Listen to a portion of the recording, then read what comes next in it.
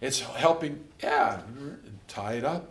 So, and no reference to Miss Hammond. So the next time Mrs. Hammond thinks of Mrs. Meyer, she doesn't think, oh. She thinks, yeah, we untied that, tied it back up. Probably will never be the best of friends, but I have no root of bitterness or anger because someone could talk me through that. Where if there's a needed, because I'm amazed at the missionary care resources there are. Amazed. The more you look, the more you find. The more you find, the more you look. The problem is, in our circles, there's like Rodney and I were in a PTSD seminar. That's what they called it. And we called it that then. We don't now. And Rodney raised his hand. Literally, this happened. Raised his hand and said, okay, so we've got all the theory. And I'm kind of wording it in my own words. We've got the theory. We understand what you say about the theory. But now I'd like to ask you this. What do you tell people to do next? And this person said, literally, well, we believe in the 30-30 rule. We're looking. We believe you should read the Bible 30 minutes in the morning and 30 minutes at night. Pause. Rodney raised his hand and said, what do you do next? Because the average struggling Christian knows you need to read the Bible. They know you need to pray. It's not sufficient answer for a missionary. It's not for a pastor to say, brother, I understand the problem you have with your kids. I heard you explain the problem your wife had with your coworker's wife, and I understand how discouraged you are about the work. I think you need to read the Bible 30 minutes more in the morning and 30 minutes more at night. He knows that. Now, that's not speaking against the Bible. So I prepared this year something new. I call it the Missionary Trauma Action Sheet. In each of our sessions, I prepared an action sheet. Like, what can I do? So I've just got some suggestions of what we can do to take, go a step further. And I'm not going to read it through for you. I'll let you read it through. But the resources, the 3 books. Now, look. Every book I recommend, and there's a lot of them, there's things in them I don't agree with. Right? Like these 3 books probably use the New International Version. Okay? I'm not being judgmental of them, but they are excellent. This middle one, the Cross-Cultural Worker Survival Guide, and this one, To Hell, Back and Beyond, written by the same guy, Don Mingo, When Faith and Trauma Collide.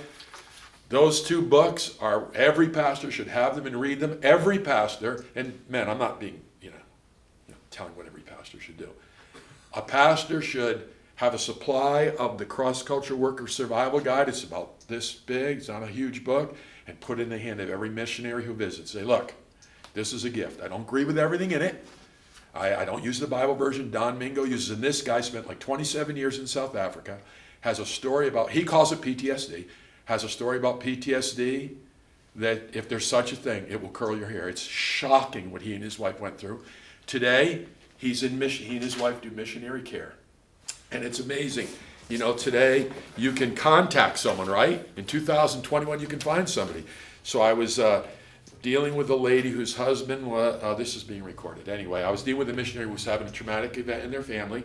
And I reached out to this Don Mingo in there. Because in 2021, you can find people. You can look them up.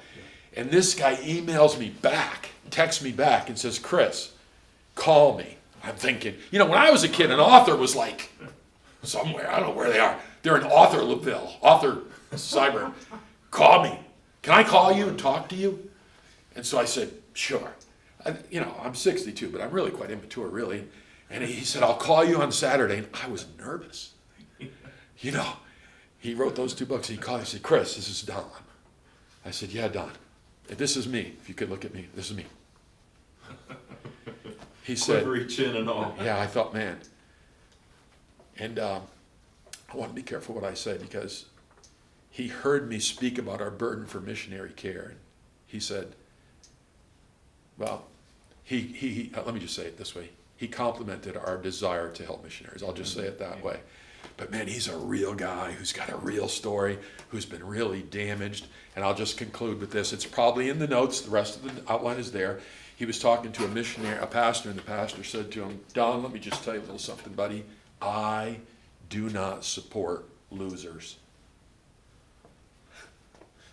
Don said, so pastor, and by the way, Don has muscular dystrophy. He's been diagnosed now with muscular dystrophy. You ever thought, God, the wrong people get sick? I've thought that. I've thought, God, the wrong people die, but he's God, I'm not, and I'm trying to get used to it. You know what I'm saying? I'm trying to get used to it. That pastor said, Don said to that pastor, so pastor, what you mean is you only support thoroughbreds. And the pastor said, that's right. I don't support losers. And Don said to that pastor, pastor, there are no thoroughbred missionaries. There aren't any. There's no such thing. So the missionaries our church at home supports, his, they're not thoroughbreds. They're real people. And so we'll leave the rest of the notes there on trauma for you to read. And again, pastor, just look for, like health.